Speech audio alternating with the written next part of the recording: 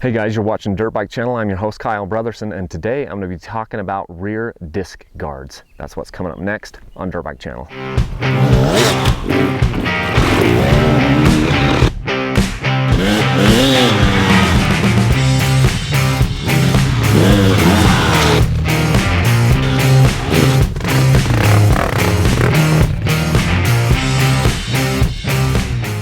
A few bikes ago, I decided that I should probably put a rear disc guard on my bike, and that was because I was going through some stuff and I pounded my rear brake disc. And I didn't bend it, but you could see kind of a chip out of it, and I was like, maybe I should put a disc guard on the bike. So I did. I went out and I got a rear disc guard. And the one that I chose, a few bikes ago was this Enduro Engineering one, because it looked like it was a really quality product. And I can say years later that it is. I've had to replace the disc guards before because different bikes that I've had different axle sizes, and so sometimes you may have to have a different part because you've got a different axle size. But it was amazing to me as soon as I put it on the bike how many. I would look at this after the first ride, and there were so many dings in it and so many just bashes through it. And I think that's probably because, we put our rear tire through we put it through so much heck. I mean, seriously, kind of the philosophy for when you're riding a bike is if you can get your front tire over it, your rear tire will follow. And yes, it will. It definitely will. And that's a great way to ride, and it's a good mindset to have, is just get your front tire over something and let the back tire tractor over it. And it does. Well, the net result of that is these rear tires, the rear disc guards can take a beating. Your chain can take a beating. This stuff is built to take a beating, but it is good to have the extra protection.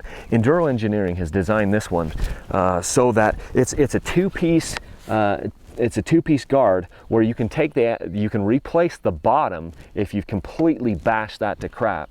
You don't need to buy an entire new guard, but this thing is incredibly sturdy. It's incredibly well built. It's made out of aluminum, and it is insanely stiff. These things take a licking and keep on ticking, and so I really like this product, and I think it's something that people need to think about as far as beefing up their bike and putting some armor on their bike.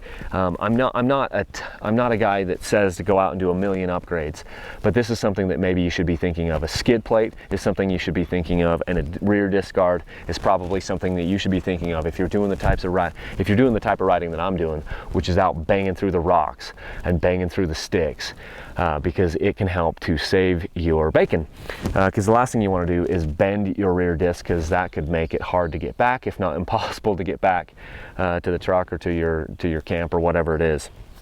As far as the cost on this thing, I'm not exactly sure because it's been a while since I've purchased one, and I'm out camping right now, so I don't have access to the internet, so I'm not exactly sure. I'll have to roll that in on the video, or roll that in on the screen here.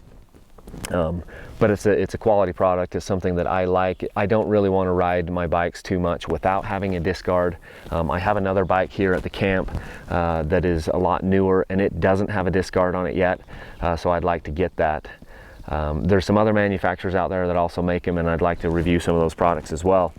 But rear disc guard, it's important, and I think you guys should really be thinking about doing it if you're riding the types of stuff that I do that you've seen on the channel. If you want to help support Dirt Bike Channel, you can do so by going over to dirtbikechannel.com/parts.